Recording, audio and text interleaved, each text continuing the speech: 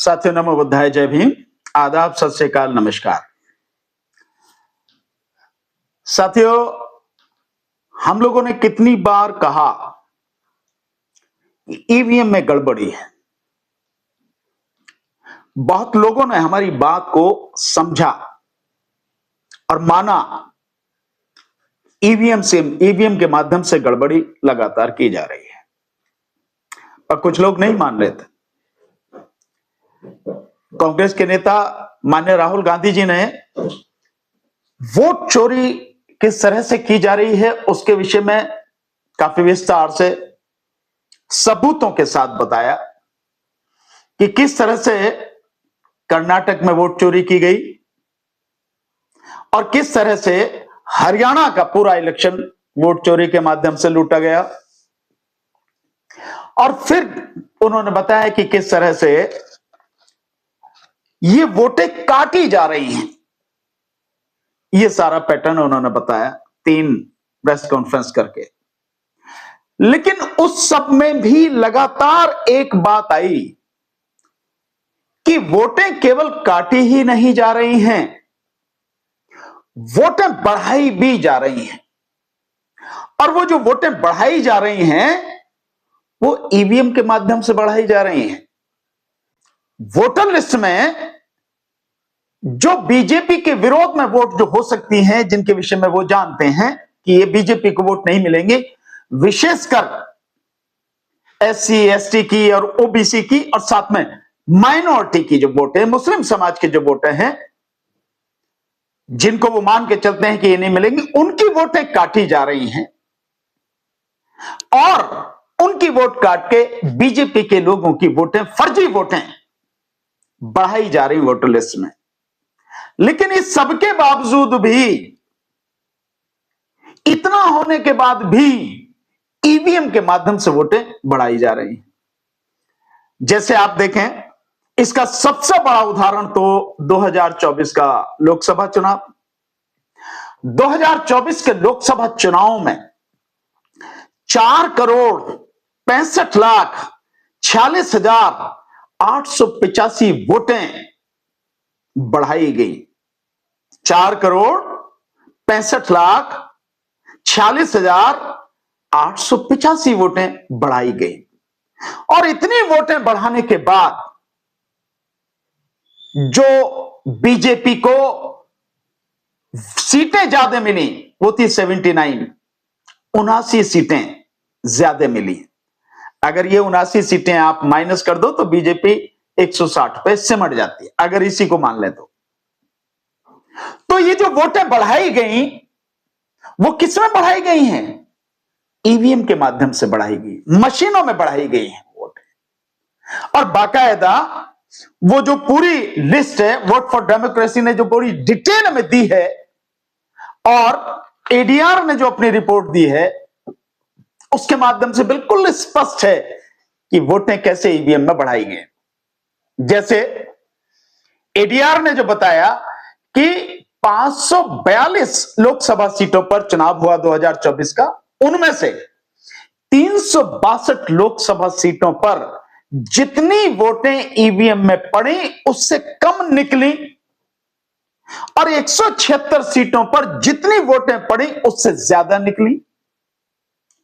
अगर ईवीएम सही है सो जितनी वोटें पड़ी उतनी ही वोटें क्यों नहीं निकली, कम या ज्यादा क्यों नहीं निकली? और ये वोटें जो बढ़ाई गई, ये वोटें इलेक्शन मतलब चुनाव में वोटिंग होने के बाद ये बढ़ाई गई। 7 फेज में थे, 7 फेजों में बढ़ाई गई। 4,65,46,885 वोटें बढ़ाई गई। तो ईवीएम के माध्यम से लगातार गड़बड़ी हो रही है। अब इसके बाद और जो चीजें हुई, जैसे 13 लाख वोटें, मतलब काटने के बाद भी 13 लाख वोटें हरियाणा में बढ़ाई गई, महाराष्ट्र के चुनाव में बढ़ाई गई। ये कैसे बढ़ाई गई? ईवीएम के माध्यम से बढ़ाई गई। और अब जो आपके सामने डाटा है जो मैं बताने जा रहा हूं, आप देख भी चुके होंगे, जो आ रहा है बाकायदा, जो इलेक्टोरल इंटीग्रिटी जिसके founder MG Sahayam retired IAS officer रहे हैं, उनके उसमें एक प्रेस कॉन्फ्रेंस हुई। उस प्रेस कॉन्फ्रेंस में जो डाटा दिया गया है, विशेषकर परकला प्रभाकर जो देश की वित्त मंत्री के पति हैं, परकला प्रभाकर ने जो डाटा दिया वो बहुत ही आंखें खोलने वाला है लोगों के सामने। और वो सारा डाटा उन्होंने वो डाटा दिखाया है, उसको कैलकुलेट किया है जो डाटा चुनाव आयोग का है, जो चुनाव आयोग की वेबसाइट से लिया है। वो डाटा अपनी तरफ से एक अक्षर भी उन्होंने नहीं बढ़ाया, और वो डाटा ये सिद्ध कर रहा है कि किस तरह से ईवीएम के माध्यम से बेईमानी की गई धड़ल्ले से। और मजेदार बात यह है, ये पहली बार आपको सुनने को मिलेगा, आप पहली बार जानेंगे कि रात के 2 बजे तक वोटें डाली जा रही हैं। रात के 2 बजे तक।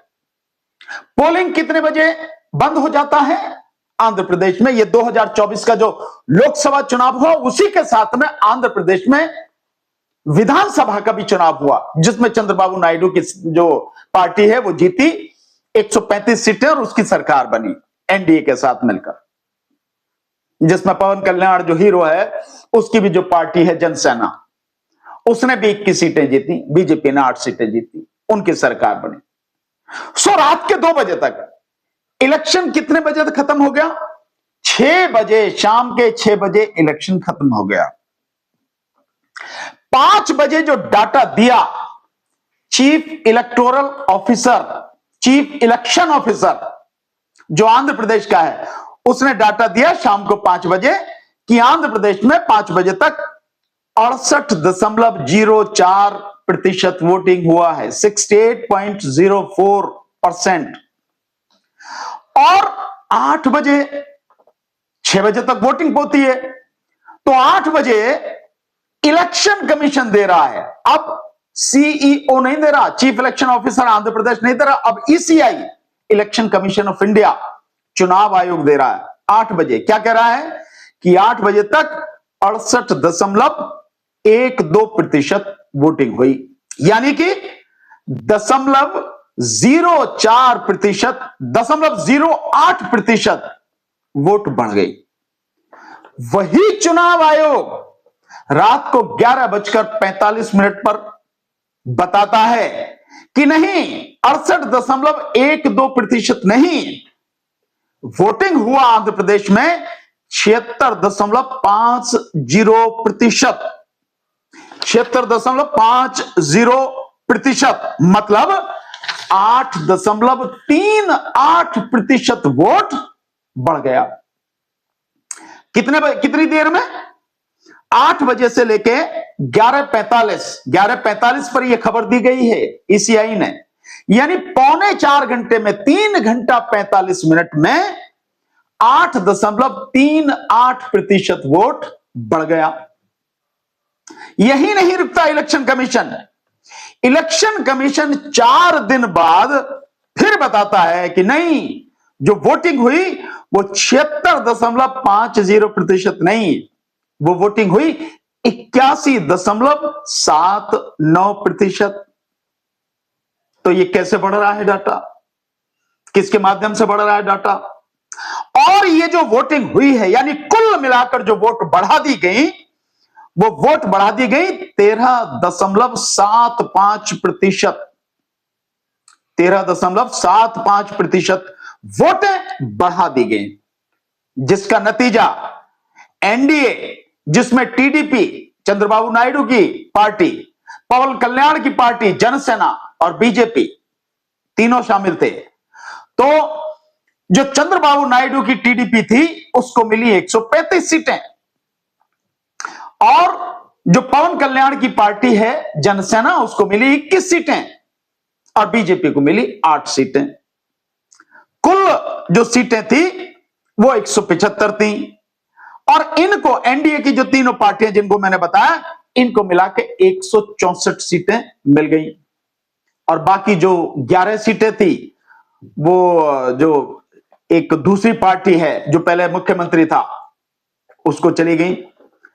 तो परकड़ा प्रभाकर जी ने जो ये डाटा दिया इलेक्शन कमीशन ने, उस डाटा का आकलन किया और आकलन करने के बाद में उन्होंने बताया कि 5 बजे वोटिंग खत्म होता है, आंध्रा में 6 बजे खत्म हुआ।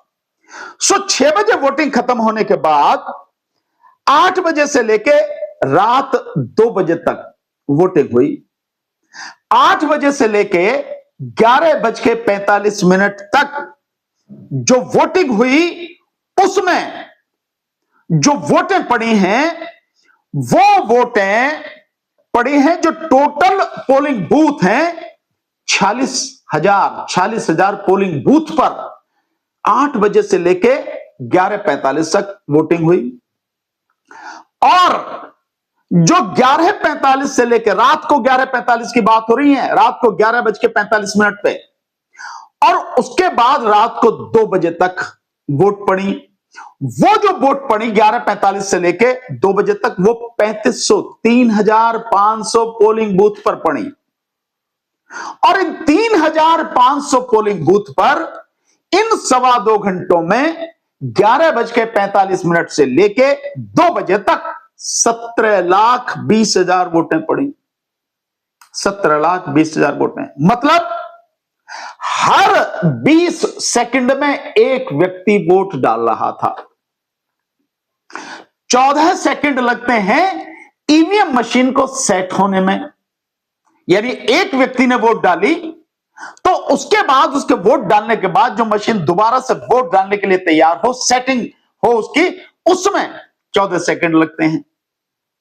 तो 20 में से 14 घटा दें, मतलब 6 सेकंड में एक आदमी वोट डाल रहा था। और वोट डालने की प्रक्रिया क्या है? जब आप पर्ची लेकर जाते हो तो पर्ची आप जिस कमरे में, जिस पोलिंग बूथ पर आपकी वोट पड़ती है, वहां जाके जो पोलिंग स्टाफ होता है इलेक्शन कमीशन का, आप उसे पर्ची दिखाते हो। वो पर्ची देख के आपका नाम लिस्ट में देखता है और लिस्ट में देखने के बाद आपके नाम को टिक करता है, फिर उस पे आपके साइन करवाता है और उसके बाद आपको वोट डालने के लिए भेजता है। और फिर जो वहां पे प्रिजाइडिंग ऑफिसर होता है, वो प्रिजाइडिंग ऑफिसर उस ईवीएम मशीन का, कंट्रोल मशीन का बटन दबाता है। उसके बाद ही कोई व्यक्ति वोट डाल सकता है, तो तब वो वोट डालता है। और जब वोट डालने के लिए बटन दबाता है तो 7 सेकंड के लिए जो वीवीपैट मशीन है उसमें वो पर्ची दिखती है 7 सेकंड के लिए। उसके बाद वो पर्ची कट के गिर जाती है। तो क्या यह संभव है कि एक व्यक्ति घुसा और पर्ची कट के गिरने तक 6 सेकंड में सब कुछ हो जाएगा? असंभव। लेकिन इलेक्शन कमीशन ने संभव बना दिया। और यह सब किस में हो रहा है? ईवीएम में। और हम बार बार कह रहे हैं, मैं बार बार कह रहा हूं कि ईवीएम के माध्यम से बेईमानी हो रही है, ईवीएम के माध्यम से चोरी हो रही है। और ये 8 बजे से, यानी 11:45 से 2 बजे तक जो वोट पड़ी, 17,20,000 वोटें। और 8 बजे से लेकर 2 बजे तक जो टोटल वोट पड़ी हैं, वो 52 लाख वोटें पड़ी हैं। 52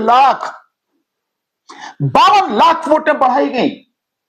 और ये 52 लाख वोटें बढ़ाने के बाद में ये रिजल्ट है कि टीडीपी 135 और जो पवन कल्याण की है जनसेना वो 21 और बीजेपी 8। यही एक कारण है, क्योंकि बेईमानी से जिताया गया है। इसीलिए देश की तबाही होते हुए देख भी रहा है चंद्रबाबु नायडू। चंद्रबाबु नायडू इसलिए नहीं बोल रहा, इसलिए बीजेपी के साथ में चंद्रबाबु नायडू खड़ा है, क्योंकि उसे मालूम है कि बीजेपी ने बेईमानी करके उसको जिताया है। उसकी वजह से वो मुख्यमंत्री बना है। अन्यथा जिस तरह से देश के विरुद्ध लगातार बीजेपी काम कर रही है, मोदी काम कर रहा है, चंद्रबाबु नायडू को भारत की जनता के प्रति उत्तरदायी होना चाहिए। कम से कम आंध्र प्रदेश की जनता के प्रति तो होना ही चाहिए, उसका वो मुख्यमंत्री है, तो उसे सरकार के विरुद्ध खड़े होना चाहिए था, लेकिन नहीं खड़े हो रहा। क्यों नहीं खड़े हो रहा?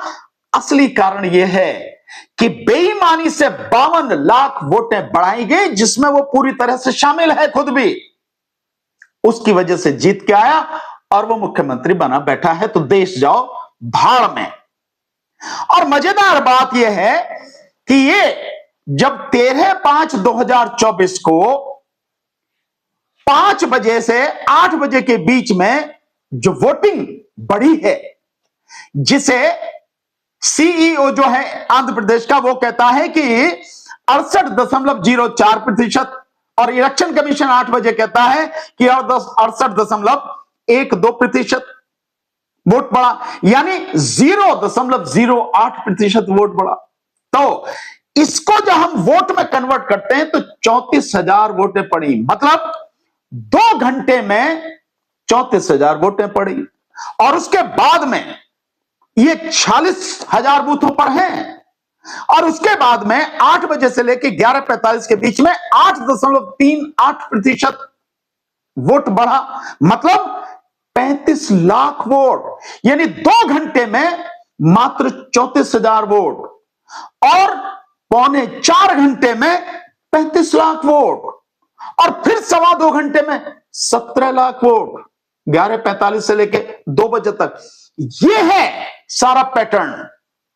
और होता क्या है, जिस समय जो उसका तरीका है, वोटिंग का जो तरीका है, कि जिस समय वोट का समय खत्म हो जाए, तो जैसे माना 6 बजे है वोट का समय, तो 6 बजे तक उस कंपाउंड में जहां पर पोलिंग स्टेशन है, वो पोलिंग स्टेशन के अंदर जो भी वोटर आ जाएगा 6 बजे तक, जो उसके अंदर होगा, उस समय वोटिंग 6 बजे रोक दी जाएगी, और जितने लोग अंदर होंगे वोट डालने वाले, जिन्हें वोट डालने हैं, उनको बाकायदा पर्ची अलॉट की जाएगी प्रिजाइडिंग ऑफिसर की तरफ से। लिखा जाएगा कि 6 बजे के बाद में ये हैं, और इनको पर्ची दी जा रही है, नंबर उस पर डाल दिया जाएगा, 1 2 3 4, जो भी जितने भी लोग वोटर होंगे, और फिर वो वोट चाहे कितने भी घंटे में पड़े, लेकिन वो सारी वोटें डाली जाएंगी। और इसका बाकायदा जिक्र होगा कि इतने लोग जो हैं इस समय 6 बजे के बाद में इसमें थे पोलिंग स्टेशन में, इनकी वोट नहीं पड़ी थी, इसलिए इनको पर्ची दी गई और इनकी वोटें डलवाई गई। कहीं ये प्रोसीजर फॉलो नहीं किया गया, तो ये वोटें कहां से पड़ी? ये वोटें बेईमानी से डलवाई गई और ईवीएम के माध्यम से डाली गई। 52 लाख वोटों की चोरी करके, 52 लाख वोटें फर्जी डलवा के ये आंध्र प्रदेश का चुनाव जीता गया। ये है स्थिति। और इस सब रिपोर्ट को बनाने वाले कोई साधारण लोग नहीं हैं। इस रिपोर्ट को बनाने वाले मशहूर अर्थशास्त्री, साइंटिस्ट, मतलब ये जो साइंटिफिक डाटा एनालाइज करते हैं, परकला प्रभाकर जी, ये, और साथ में जो है, जैसे मैंने बताया कि जो इसके इलेक्टोरल इंटीग्रिटी के जो संस्थापक हैं, एमजी देवासायम, जो रिटायर्ड आईएएस हैं, इसके साथ साथ पूर्व chief election commissioner SY Qureshi, वो भी उसमें थे। और इसमें आपके जो प्रशांत भूषण जी, वो भी इसमें शामिल थे, ये जो प्रेस वार्ता की गई। और यही नहीं, परकला प्रभाकर जी ने यह भी बताया कि उन्होंने ये सारी रिपोर्ट पहले ही फरवरी में इलेक्शन कमीशन को दे दी थी कि ये है आपका डाटा, और उसके बाद ये सारी चीजें हैं। आज तक उसका जवाब नहीं दिया गया। यही नहीं, जो पहले भी 2024 का जो इलेक्शन था, उसमें भी जो रिपोर्ट पूरी बनाकर वोट फॉर डेमोक्रेसी द्वारा दी गई, उसका भी अभी तक इलेक्शन कमीशन ने जवाब नहीं दिया।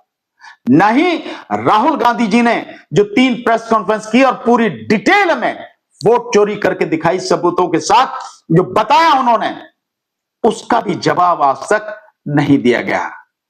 तो इस देश का इलेक्शन कमीशन इस देश के संविधान को खत्म करने के लिए देश के साथ गद्दारी कर रहा है। पहले राजीव कुमार था और अब ज्ञानेश कुमार हैं। ये दोनों के दोनों और इनके साथ में और जो इलेक्शन कमिश्नर हैं, ये देश के गद्दार हैं, गद्दार। देश के संविधान को, देश के लोकतंत्र को तबाह कर रहे हैं। देश इसे भूलेगा नहीं साथी। जय भीम, नमो बुद्धाय।